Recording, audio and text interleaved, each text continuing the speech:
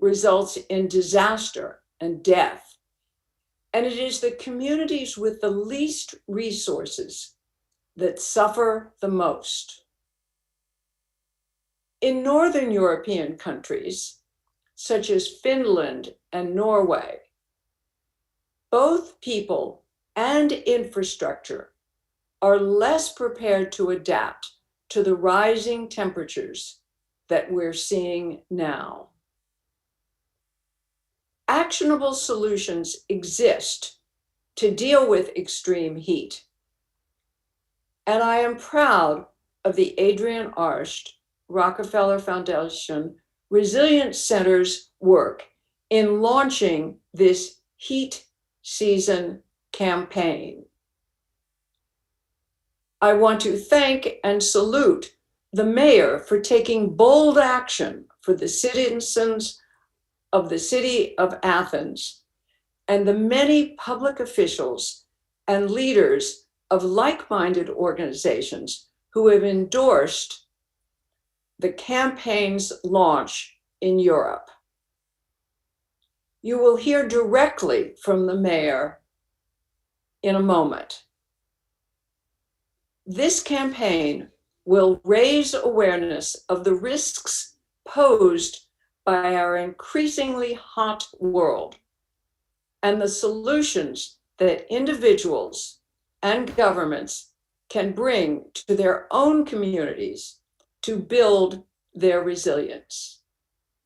And now it's my pleasure to turn this over to Kathy Buffman Macleod, Director and Senior Vice President of the Adrian Rockefeller Foundation Resilience Center.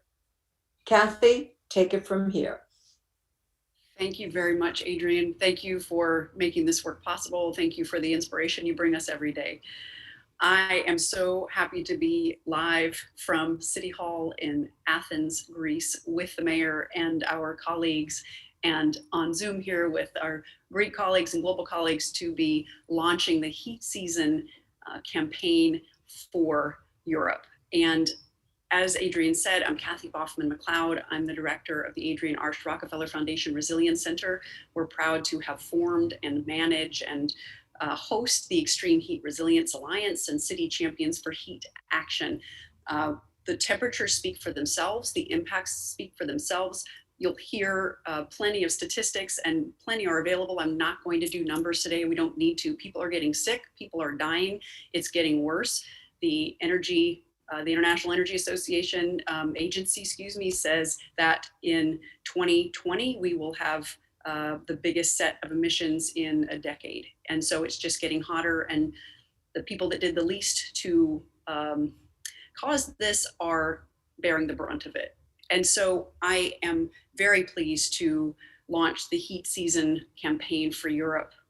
We have a campaign that's been translated into 5 languages. We know that heat is a not sufficiently understood climate risk. It's killing more people in the world than any other climate-driven hazard. And it's known as the silent killer because people are not fully aware. And this campaign is seeking to change that. And so I also want to talk about a different kind of wave today. I want to talk about a wave of climate leadership. And so we'll be seeing these campaign and social media assets, I hope, all over Europe in the 5 languages, and they're available to the public. And there's a link that everybody can find, and we've translated them into German and French and Spanish and Greek. We have English, and I may be missing a language, but and there may be more coming. And let me talk about that wave, and that wave of climate leadership and that wave of heat leadership for Europe starts with Mayor Bakoyannis here in Athens, a proven leader on climate, a proven leader on heat and understanding these risks, but also seeing the solutions. We're so pleased to also have the endorsements of fellow climate and heat leaders, the mayor of Seville, Juan Espadas, we're going to hear from him in just a minute, the mayor of Paris, Anne Hidalgo, the mayor of Rotterdam, Ahmed Abu Talib, and council leader, Susan Aiken of Glasgow. And it's hot in Athens, but it's also hot in Glasgow. And we've seen the temperatures in Helsinki. And so there are solutions, and the Extreme Heat Resilience Alliance and the City Champions for Heat Action, with the leadership of Mayor Bakoyannis, we're ready to take it on and share those success stories and bring all the solutions and all the science that is necessary and that we have with us. And so without further ado, let me turn it over to Mayor Bakoyannis. Thank you for your leadership and for hosting us here in City Hall today. Ευχαριστώ πάρα πολύ. Thank you so much, Kathy, and greetings from Athens. I feel honored and proud that Athens is taking on the role of champion for heat action this evening. And I would like to thank the Rockefeller Resilience Center, both for internationally spearheading the effort to make people more resilient to heat, but also for providing guidance and support to cities like Athens. Climate change, we all know it, has been described as the mother of all crises, and cities will bear a lot of the brunt. The numbers of cities exposed to extreme temperatures will nearly triple over the next decades. By 2050, more than 970 cities will experience average summertime temperature highs of 35 degrees. Today, only 354 cities are that hot. And the urban population exposed to these high temperatures will increase by 800% to reach 1.6 billion by mid-century. Athens is a first responder in this climate crisis, a first responder to extreme heat. We know that the Eastern Mediterranean is among the most vulnerable areas to rising heat globally, but no one is safe. Indeed, the rest of Europe, to the north of us, unaccustomed and unprepared for heat, has already been suffering an enormous toll of heat-related deaths during the last decades. I only need to remind you of the 70,000 lives lost in Northern Europe by the heat wave of 2003, or that 2020 has been officially recognized as the hottest year on record for the European continent. And yet, we are only recently starting to acknowledge and call out heat waves as the most catastrophic extreme weather phenomena regarding human health and natural ecosystems. In Greece, research shows that in a moderate scenario of global warming, around the middle of this century, we're going to see the summer average temperatures rise between 2 and 3 degrees Celsius. In Athens, we expect a rise of about 2 degrees Celsius during the summer, with 15 to 20 more days of heat waves and 20% less rain on average per year. And this is not taking into account the so-called urban heat island effect, which multiplies the effects of rising heat in densely built urban environments. Top climate scientists expect that about 5.5 million Greeks living in the 25 largest cities will face significant risks due to conditions of extreme heat. For the people above 65 years of age, each degree of increase in our average summer temperatures means up to 18% rise in mortality. And each degree of increase in average temperature also signals a 4% rise in energy consumption. So today, I'm excited to announce the first European Chief Heat Officer, Eleni Mirivili, who I trust to be the right person for the job. We want someone to wake up every morning and think of how to protect our older people, our visitors, our workers, our biodiversity, and all sectors of the economy. Lenio, who is already concerned and working in heat adaptation for the past few years, I'm certain will more than rise to the occasion. So allow me to finish with 3 points. Number one, this summer, together with 21 mayors around the world, through C40's Urban Nature Declaration, we are pledging to expand, restore, and protect urban parks, trees, gardens, and hills within our city. Our city's investment in nature has grown tenfold from previous years, and it includes 37 million for maintaining and supporting our urban forests for the next 3 years, and an extra 5 million for green urban corridors. And of course, a multi-million, multi-stakeholder project called Double Regeneration, which will create large new green areas in the city, just to name three from a series of significant investments and partnerships that will increase the quality and the quantity of green in Athens. Two, as heat waves and rising heat are invisible hazards and work in a superstitious, sneaky way, I believe that the naming and the ranking initiative of the Arts Rock Resilience Center is an extremely significant and winning proposition. We need to get the word out and make every citizen conscious of killer heat waves by naming them. And we also need to make it easier for decision makers and communicators to prepare and set up concrete and specific guidelines by categorizing killer heat waves. And I'm glad that the Arts Rock Center's acclaimed scientists are working together with stellar meteorologists in Greece to advance this initiative. We hope to be one of the first to name and rank heat waves.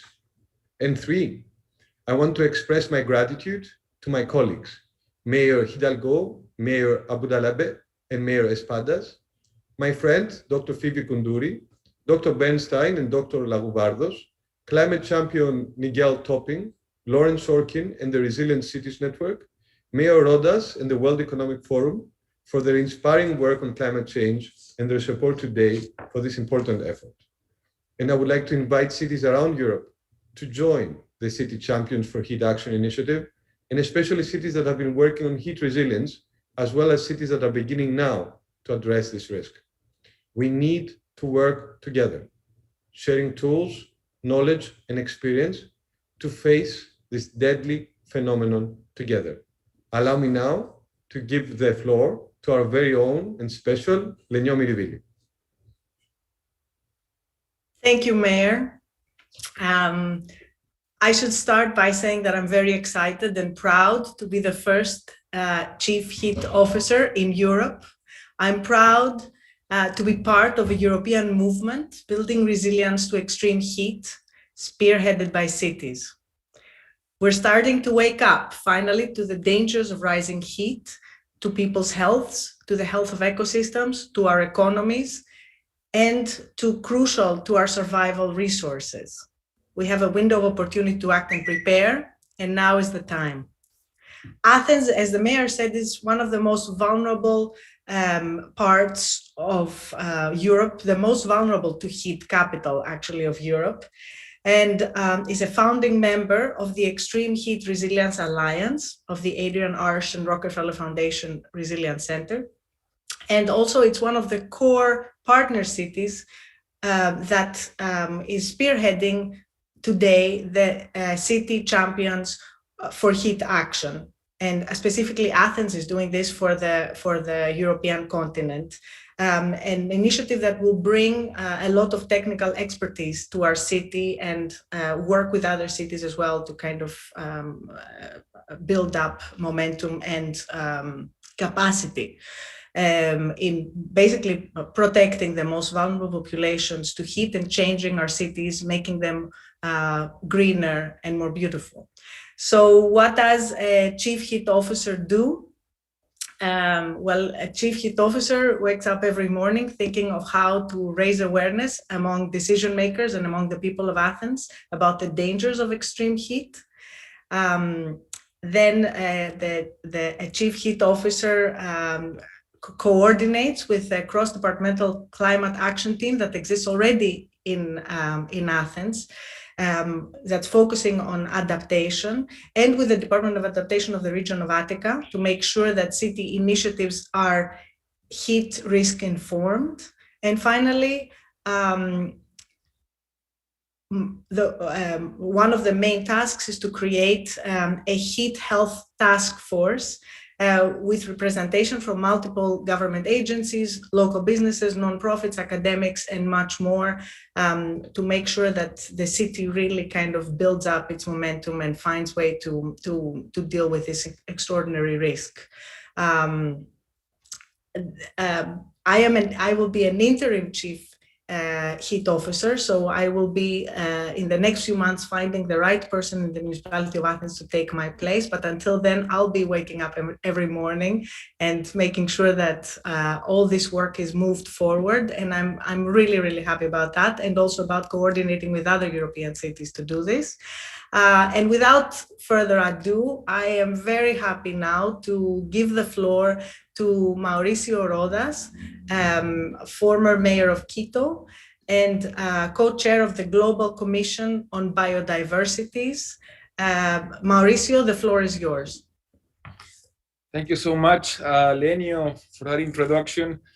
Greetings to everybody, and thank you very much to Mayor for hosting us here in Athens. We have heard about the devastating effects of heat waves and how they are becoming more frequent and severe. Unfortunately, the temperature will only get higher. To help cities address this threat, the Extreme Heat Resilience Alliance at the Adrian Rockefeller Foundation Resilience Center recently created City Champions for Heat Action, CCHA, which works in partnership with the Resilient Cities Network. CCHA has Athens, Miami-Dade County, and Freetown as its founding cities, and it aims at sharing best practices, developing metrics, and mobilizing partners to tackle extreme heat in cities to save thousands of lives. The US launch of CCHA and its heat season communications campaign took place on April 30th at an event hosted by Daniela Levine Cava, mayor of Miami-Dade County. Major US cities like Houston, Atlanta, San Antonio, Austin, and others have already accepted to join the heat season campaign and disseminate communication tools to raise awareness about heat-related risks. Now, we are thrilled to launch CCHA in Europe as well as the heat season campaign.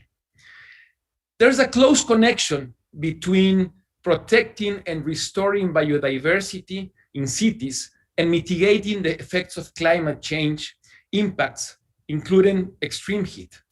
That is why I am pleased to speak to you today, not only on behalf of CCHA, but also as the co-chair of the World Economic Forum's Commission on Biodiversity by 2030.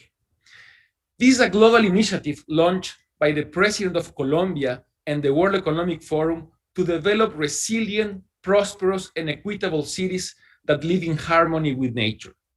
The Commission on Biodiversity by 2030 is an international community of renowned experts and practitioners from academia, public and private sectors, and civil society that provide thought leadership and play an advisory role on the implementation on the global framework on biodiversity by 2030. I have the pleasure to announce that the Commission is partnering with CCHA to build a methodology for working on urban biodiversity and extreme heat-related actions in the city of Athens and others to come in the future.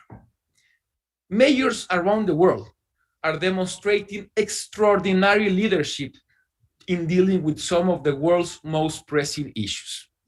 We are grateful with the mayor of Athens for leading the CCHA initiative in Europe, and now joined by the mayors of Seville, Rotterdam, Glasgow, and Paris, will advance the urgent task of protecting urban populations from extreme heat.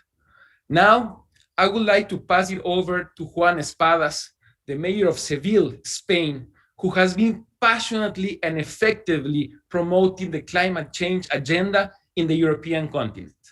Mayor Espadas, the floor is yours. Buenas tardes, soy Juan Espadas, alcalde de Sevilla. Permítanme que felicite en primer lugar al Ayuntamiento de Atenas por apoyar la iniciativa de la Fundación Adrian Rockefeller en relación con la lucha contra las olas de calor. Creo que es efectivamente en estos momentos uno de los elementos más importantes de la lucha contra el cambio climático. Y por eso, como alcalde de una ciudad como la mía, una ciudad calurosa, en la que en la temporada de verano alcanzamos sin duda temperaturas muy altas, nos preocupa de forma especial el impacto en la ciudad, el impacto en los vecinos y vecinas de Sevilla y sobre todo las personas más vulnerables, las personas mayores, los niños, las niñas, en definitiva aquellas personas que están en la calle o que de alguna forma pueden verse afectadas de forma más grave en su salud. Creo que hay que reconocer sin duda el compromiso de la Fundación Adrian Rockefeller con esta campaña y sobre todo con la investigación, con el uso de herramientas para prevenir sus efectos, la concienciación a la población, a la sociedad sobre la necesidad de protegerse y sobre todo la concienciación imprescindible que debe hacerse a la hora de amortiguar los efectos del cambio climático y en particular los de este asesino silencioso, como se llama, que es en definitiva el calor extremo. Estas olas de calor que se van produciendo de manera periódica, pero cada vez más, con más frecuencia, y que también se producen en puntos del planeta pues que eran impensables hace unos años. Es curioso que además también se concentra en grandes núcleos urbanos, en donde además el modelo de ciudad, las características del entorno, del equipamiento urbano, provocan efectos asociados, efectos sinérgicos que agravan sin duda ese tipo de olas de calor. Así que por parte del Ayuntamiento de Sevilla, nuestro apoyo como Atenas a entrar en esta campaña, hacerlo de la mano de la Fundación Adrian Rockefeller y por tanto comprometernos a que en su campaña de comunicación, temporada de calor, prestaremos nuestros mejores oficios, nuestro apoyo a divulgar esos mensajes y también a recibir las herramientas y el apoyo para evaluar las series climáticas y los efectos de las mismas en los próximos años y poder actuar en consecuencia. Muchas gracias. Thank you so much, Mayor Espadas, for your kind remarks and for your support for our City Champions for Heat Action initiative. Now, I am pleased to turn to Phoebe Konduri, a university professor at the Athens University of Economics and Business, a co-chair of the United Nations Sustainable Development Network in Europe, and the director of the IET Climate KIC in Greece. Professor Konduri, the floor is yours. Thank you very much. I am excited to join and support this initiative. Heat waves are crucially important, and adaptation to these heat waves will save lives, but will also be crucial for the economic sustainability. Can you hear me? You're muted. We lost your audio. There you go. Can you hear me now? Yes. Okay, so let me repeat then. Can you see me as well? So I am excited to join this initiative and support this initiative. Heat waves are one crucial extreme weather event that climate change is bringing to us, and adaptation to heat waves will save lives, but will also provide support for a resilient economic activity in our cities and as well as social cohesion. I'm here to state that the United Nations Sustainable Development Solutions Network, which is the biggest network in the world, providing solutions for sustainability, solutions that are discovered and developed in universities and research centers, and communicating these solutions to the rest of the stakeholders that are supposed to implement and accelerate the sustainability transition. I co-chair the United Nations Sustainable Development Solutions Network of Europe with more than 400 member institutions, and and with a mission to support the joint implementation of the UN Agenda 2030 with the 17 Sustainable Development Goals and the European Green Deal. Together with this network that will be supporting this initiative with science-driven systemic approaches for solutions, we also bring innovation. The transition to sustainability needs to be science-driven and innovations-driven. And how do we bring innovation? Well, within this country, that has the fortune to have Mayor Bagoyanis, an active climate leader, and be able to accelerate adaptation and mitigation of climate effects. We also have a partnership between the different knowledge and information communities of the European Institute of Innovation and Technology that focuses on accelerating innovation for the transition to a climate neutral and climate resilient economy and society. So together we state that the climate kick, and KIC stands for Innovation and Knowledge Community, the health kick, the energy kick, the manufacturing kick, the urban mobility kick, the food kick, and the digital kick, the 7 Greek knowledge and information communities under the European Institute of Innovation and Technology will support the acceleration of all relevant innovations in order to hedge against heat waves. I close by saying that I also lead a cluster of research institutions within the country located at the Athens University in Economics and Business, at the Athena Research and the Athena Research and Innovation Center, and we are here to offer our research and innovation capacity in the service of this amazing initiative. I want to thank Kathy and the Rockefeller Foundation Resilience Center for this amazing leadership action. And I'm closing by saying that I will now turn to Kostas Lagouvardos, the research director of another important institution that provides science-driven support for the transition to climate neutrality, the director of the National Observatory of Athens. Thank you so much. Okay. Thank you.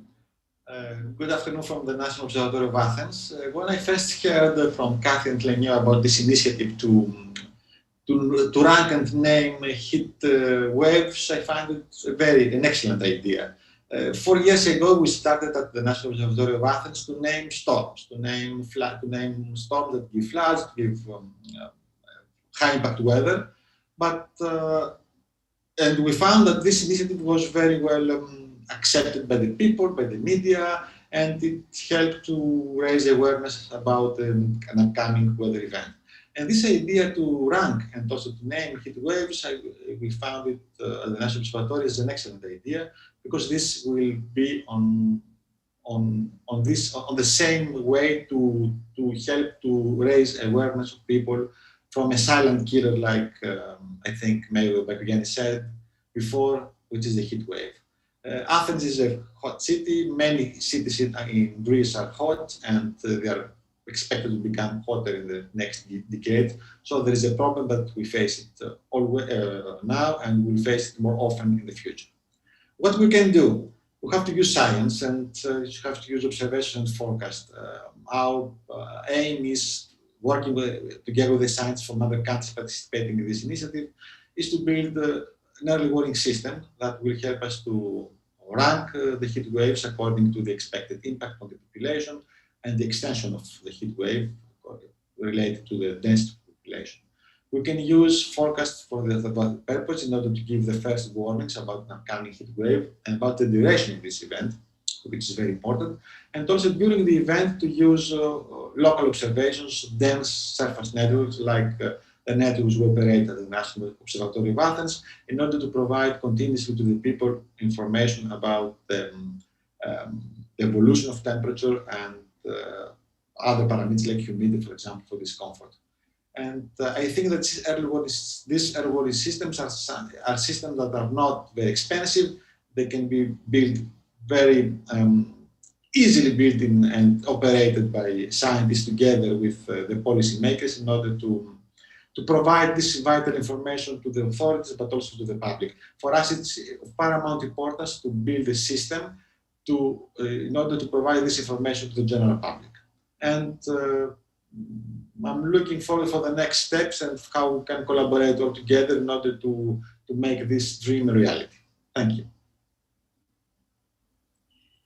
Thank you, Professor Lagovardis. I'm also excited to announce that Professor Lagovardis and Professor Koundouri will join the Extreme Heat Resilience Alliance Science Advisory Panel. So it's wonderful to have the experience and the regional experience of both of them joining us. And so thank you for that. So now I would like to transition to hear some remarks from some of our speakers who have pre-recorded given schedules and time zones, and also to say that Deputy Mayor for Resilience, Celia Blauel from the city of Paris was unable to join us because of a family emergency. And so we're sorry she wasn't able to be here, and we're really grateful for the support of Mayor Hidalgo and her team.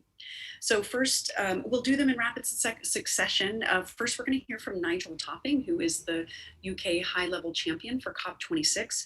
Next will be Lauren Sorkin, our great partner and sister organization, Resilient Cities Network, who is working closely with us on this initiative and a member of ERA. And then lastly, Ari Bernstein.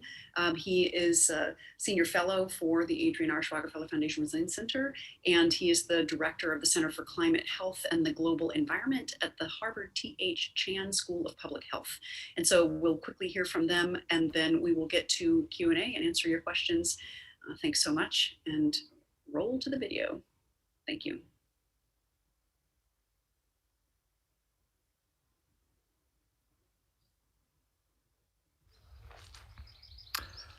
Hello and good morning, everyone, and good evening or good afternoon, wherever you are. My name is Nigel Topping, and I'm the UN High-Level Climate Action Champion for COP26. And along with Gonzalo Muñez, who's the High-Level Climate Action Champion for COP25, we have launched and lead the global Race to Zero and Race to Resilience campaigns. And as we've seen in news reports from around the world over the last 2 months, extreme heat is impacting people at an alarming scale. We've seen heat events occur in Athens, in Kiev, in Belgrade and Budapest in June and July. And in Siberia, surface temperatures reached astonishing levels. Of course, we've also seen extreme heat in the western side of North America. And we know that extreme heat poses a major threat to the most vulnerable in our communities, particularly the elderly and individuals without consistent access to air conditioning. In my own country, United Kingdom, over 2,500 lives were lost to heat waves last summer alone. Now, the world must address the risks that extreme heat poses to the lives of billions of people. So the Race to Resilience is an initiative which we launched in January as part of a global effort to place climate resilience at the centre of the COP26 agenda. And it's catalysing a step change in global ambition to build the resilience of 4 billion people by 2030. The campaign focuses on helping the most vulnerable communities to build resilience and adapt to the impacts of climate change, including extreme heat. And one partner initiative of the Race to Resilience campaign that is spearheading this effort is the Extreme Heat Resilience Alliance, hosted by the Adrian Rockefeller Foundation Resilience Center at the Atlantic Council. And I'm delighted to be here today supporting the critical work that they are undertaking to address extreme heat. And a cornerstone of the alliance is the City Champions for Heat Action. This initiative, which has Athens, Freetown and Miami-Dade County as founding cities, will deliver the work of the Extreme Heat Resilience Alliance to cities, as well as offer solutions, develop metrics and mobilise partners to reduce the risks and impacts of extreme heat. And today I'm really honoured to be part of the launch of the City Champions for Heat Action's Heat Season Awareness Campaign for Europe in the city of Athens, alongside European mayors, the scientific community and other key public and private actors. We have seen how cities and mayors have been at the forefront of dealing with the growing effects of climate change, showing extraordinary leadership in the race to zero. And that's why I applaud the City Champions for Heat Action initiative entering the race to resilience. And I'm sure its heat season campaign will become an important tool to raise awareness and protect people from extreme heat. So thank you to the Arch to Rock Resilience Centre for your global leadership and for your support for the Race to Resilience and all of its high impact initiatives. Thank you.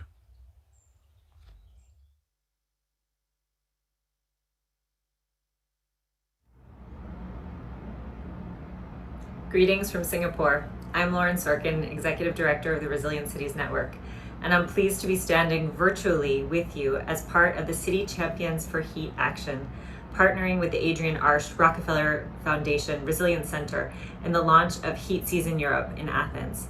Congratulations to you, Mayor Bakoyannis, for your leadership, and thank you for hosting us.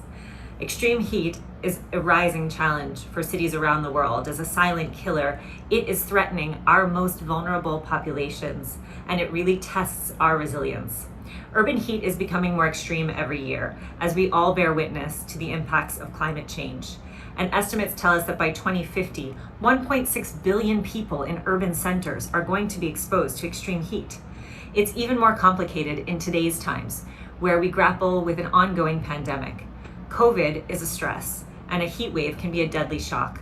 We need to mobilize more resources to manage our shocks and our stresses simultaneously. As the world's leading urban resilience network, Resilient Cities knows this all too well. Last year, at the height of the pandemic, chief resilience officers from around the world banded together to create an urban heat community of practice. Through our urban heat community of practice, we work with cities from every region around the world to promote awareness, to share solutions and learnings, and develop practices that can be deployed on the ground today.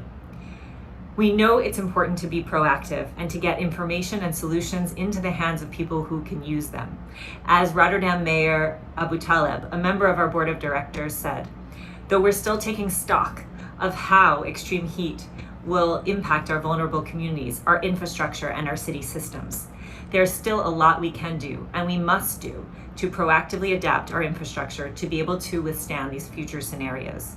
The Resilient Cities Network is joining forces with our partners at the Atlantic Council to promote awareness around extreme heat, working together on longer-term efforts to drive multi-benefit approaches to heat and to enhance biodiversity in cities. This will be key to the solutions we aim to advance together.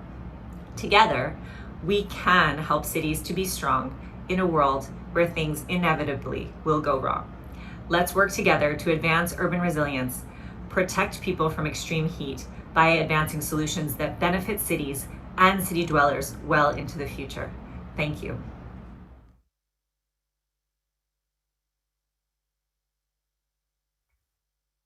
My name is Ari Bernstein. I'm the director of the Center for Climate, Health, and the Global Environment at the Harvard T.H. Chan School of Public Health and a pediatrician at Boston Children's Hospital. I'm grateful to have the chance to speak with you today about the heat season campaign and how it can form a cornerstone of making our preparedness for heat even better. As a pediatrician, I've seen firsthand how heat can harm our children. It can affect every organ in our bodies, our minds, our hearts, our lungs, even change our risk for getting infections. We've seen more and more heat events as climate change unfolds, and we can tell quite clearly that heat is much more than just a nuisance. Heat is particularly risky for people with long-standing medical problems people who are older, women who are pregnant, and young children and infants. In cities, we see poorer communities tend to be most affected by the heat as they're hotter than other places, even within the same city. Increasing green space in cities, a nature-based solution to urban heat, can cool them down, prevent heat-related illnesses, reduce flood risks, lower utility bills, and even improve air quality. When done properly, urban greening can promote equity and benefit the poor and the vulnerable most.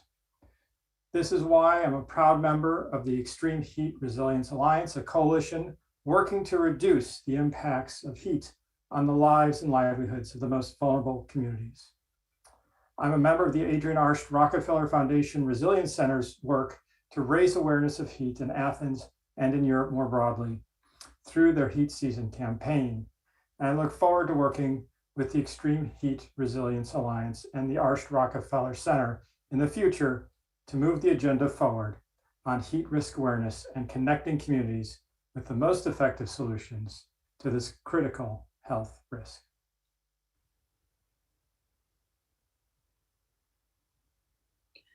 Thank you very much to those speakers who were not able to join us. We just have a few minutes left, and I would say we have a couple of questions here, and there is a question for the mayor that in essence, it says, Mayor, do you have plans, and this will probably go to Lenyo also, do you have plans for the increase of green and free spaces and the spread of electromobility? And there's a reference to the European Green New Deal and the Zero Pollution Action Plan, emphasizing the importance of cutting air pollution and the negative impacts to human health. And so Mayor and Lenyo, maybe Mayor, you first, you want to talk about some of the plans for green and free spaces, and thanks, over to you.